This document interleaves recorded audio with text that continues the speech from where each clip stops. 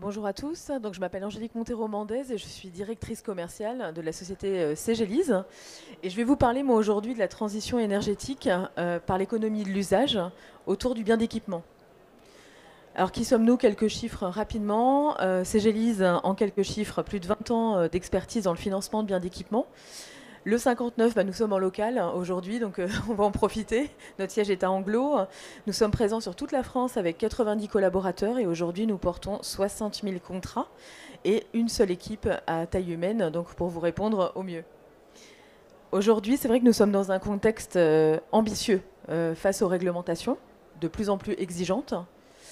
Quelles sont ces obligations? Obligation de déclaration, vous le voyez, depuis 2023, on a une taxonomie verte européenne qui s'est installée et qui impose aux entreprises de plus de 250 salariés des déclarations de la part des dépenses CAPEX et OPEX du chiffre d'affaires qui correspondent aux activités vertes. Depuis 2024, 1er janvier 2024, les directives CSRD qui se mettent en place avec des obligations de reporting extra-financiers pour les grandes entreprises de plus de 500 salariés et qui se mettent en place donc 2025 pour les entreprises de plus de 250 salariés. Et à partir de 2026, on aura également cette même obligation pour les PME qui seront cotées en bourse. On voit bien cette évolution. Les obligations donc de conformité. Obligation de conformité, alors là, un petit peu plus lointaine depuis 2019, la loi LOM qui est rentrée en application avec un minimum de bornes, d'une borne IRVE pour 20 emplacements de parking. Alors là, on voit que ça touche un petit peu plus d'entreprises que les obligations légales de reporting. Également, l'interdiction de vente de véhicules utilisant des énergies fossiles carbonées. Alors ça, c'est à horizon 2040, même si les gouvernements peuvent aussi bouger et les lois européennes peuvent également bouger. Et une mise en place donc, de solutions de mobilité douce pour les flottes d'entreprises. En 2020, un décret BAX donc, qui est arrivé pour les mises en place de GTC et GTB pour les installations CVC supérieures à 290 kW de puissance nominale. Et donc là, on est dans cette phase puisque c'était obligatoire en 2025, cette année. À partir de 2021, ce qu'on voit apparaître également, les directives SLR, qui touchent également dans le milieu particulier, je dirais, au-delà du professionnel, l'interdiction donc progressive de mise sur le marché de catégories définies, que sont les tubes fluorescents, l'halogène, que vous connaissez même à titre particulier. Donc là, les nouvelles directives depuis 2021. Le décret tertiaire en 2023, on voit que les obligations sont de plus en plus fortes. Plus on approche, là on se rapproche de 2025, plus elles sont de plus en plus fortes. Une obligation donc de baisse de consommation d'énergie, notamment sur les terrains de plus de 1000 m2, de 40% en 2030. La loi APER en 2023, qui arrive pour les entreprises de plus de 250 salariés. Donc vous voyez qu'on cumule les obligations. Plus de 250 salariés, obligation de disposer d'ici février 2025 d'un plan de valorisation foncier pour le déploiement de NR et les obligations donc d'équiper certains parkings et toitures de panneaux solaires. On y est, février 2025, on est en juin, c'est déjà la directive en place. Et ensuite, depuis 2024, les directives F-Gas, l'interdiction en effet progressive des hydrofluocarbures à fort potentiel de réchauffement global. Une fois qu'on s'est dit ça par rapport à toutes ces obligations, il y a des équipements qui sont liés à ça. Ces biens d'équipement, on peut les associer donc à l'usage. Quels marchés sont concernés? Le marché du transport, les équipements du transport, les camions, les utilitaires, le cycle logistique, que l'on voit de plus en plus en urbanisation, les projets IRVE, donc les bornes de recharge, l'éclairage, le relamping, en passage en LED, les projets de photovoltaïque, donc toiture et ombrière, toute la partie froid, ce qu'on voit dans la grande distribution notamment, avec les centrales et les meubles de conservation, ou également dans l'industrie et dans l'industrie pharmaceutique, le traitement de l'air avec les CTA et les déshydrateurs, les systèmes de gestion technique du bâtiment, les automates, les équipements de manutention et les traitements de déchets. Ça touche globalement toutes les entreprises finalement quand je vous dis ça. Aujourd'hui, de quoi parle-t-on? On parle du financement responsable pour les professionnels. Ça peut s'appliquer également aux collectivités locales, hein, évidemment. On va privilégier donc en effet l'usage à la possession.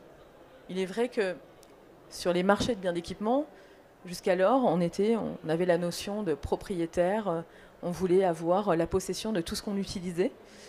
Aujourd'hui, l'économie de fonctionnalité, elle est bien plus qu'une tendance. Ce n'est pas juste la tendance du moment, c'est un vrai levier de croissance et une réponse concrète aux défis écologiques. Pourquoi? Et environnementaux et économiques, évidemment.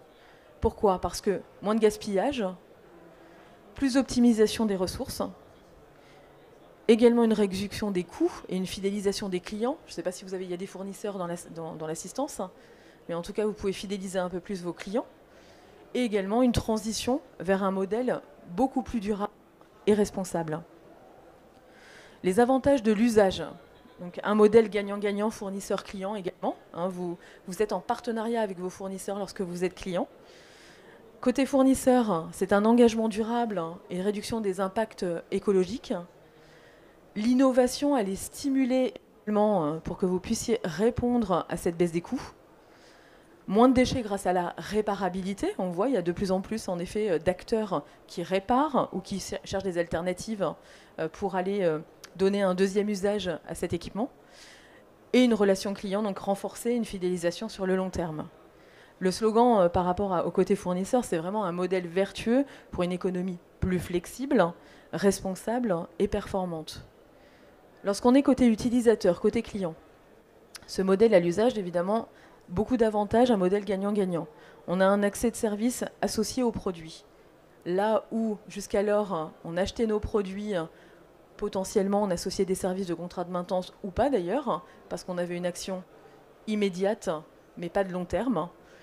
Dans l'économie d'usage, là, vous allez associer des services à votre équipement. Vous allez préparer votre location par rapport à cet équipement et prévoir son utilisation. Un paiement à l'usage pour mieux gérer les coûts, également des partenariats durables avec vos fournisseurs, un budget maîtrisé grâce à des coûts optimisés, vous allez pouvoir maîtriser votre budget de fonctionnement, et la qualité de service accrue avec une adaptation continue aux évolutions technologiques. C'est vous qui allez maîtriser en qualité de client l'utilisation que vous allez faire de vos équipements. Si vous souhaitez avoir un équipement nouveau tous les 5 ans, tous les 6 ans, tous les 7 ans, c'est vous qui allez gérer et moduler votre budget de fonctionnement et également l'évolution des équipements que vous allez utiliser. Et l'impact se retrouve positif sur les équipes et l'employabilité de vos collaborateurs. Pourquoi? Parce que vous allez toujours être à la pointe de la tech. Idem comme vos fournisseurs, un modèle vertueux pour une économie plus flexible, responsable et performante. Face à l'incertitude, l'économie d'usage est aussi une réponse adaptée. Alors je ne vais pas vous dresser un beau tableau là en vous disant ça, mais c'est vrai qu'on est dans un modèle, un monde en perpétuelle évolution, vous le voyez avec l'actualité. L'incertitude, elle est omniprésente. Aujourd'hui, je vous ai parlé d'obligations jusqu'à 2025. La politique, les perspectives jusqu'à 2027, point d'interrogation. Les obligations changent tous les jours. La réglementation, des normes en mutation permanente. L'économie, des marchés imprévisibles. La capacité d'adaptation, c'est un défi constant pour les entreprises. Si vous êtes entrepreneur, vous le savez au quotidien. Les projets, on est dans des complexités de diversité et de risques de dépassement de délai, qui veut dire que vous, quand vous ne pouvez pas vous équiper, c'est aussi à vos clients que vous ne répondez pas. L'emploi, on a des évolutions qui sont évidemment incertaines. La technologie, c'est une course à l'innovation. Clients et fournisseurs également. Une fois qu'on s'est dit ça, comment est-ce qu'on maîtrise justement cette incertitude? On anticipe, on s'adapte, on est tourné vers l'innovation et là on transforme les incertitudes justement en opportunités. On va aller créer plutôt l'opportunité en travaillant à l'usage. Alors la location, en effet, c'est aller relever des défis.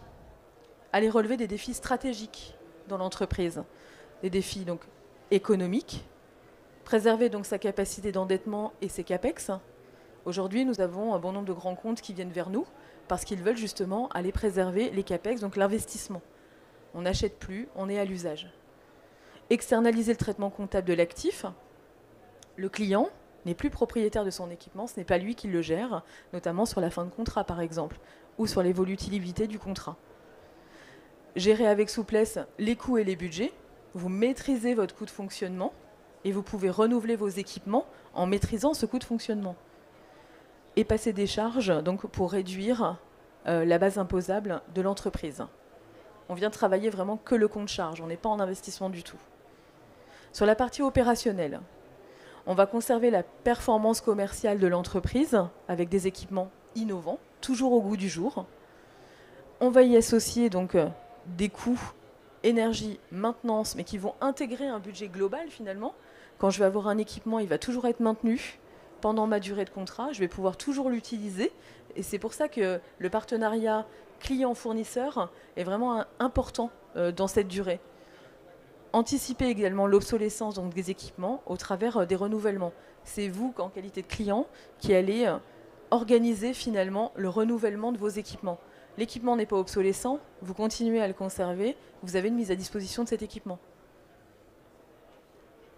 La partie environnementale, réduire donc l'empreinte carbone en modernisant donc les équipements.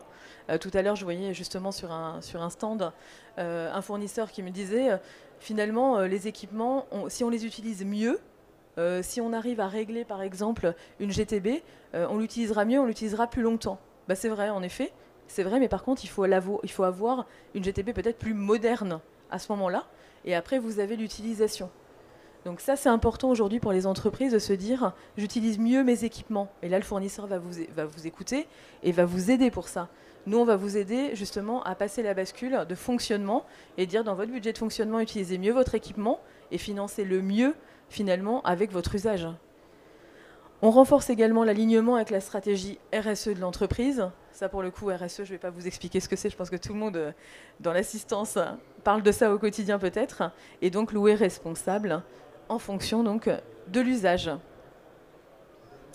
Est-ce que vous avez des questions par rapport à tout ça? Est-ce que vous êtes client, utilisateur de biens d'équipement, j'imagine? Fournisseur? Est-ce que ça vous a intéressé? Bon, en tout cas, si vous êtes trop timide pour poser des questions, vous pouvez nous retrouver. On est juste derrière sur le stand A18 et on sera un plaisir de vous répondre avec l'ensemble de l'équipe. Et je vous souhaite un très bon salon.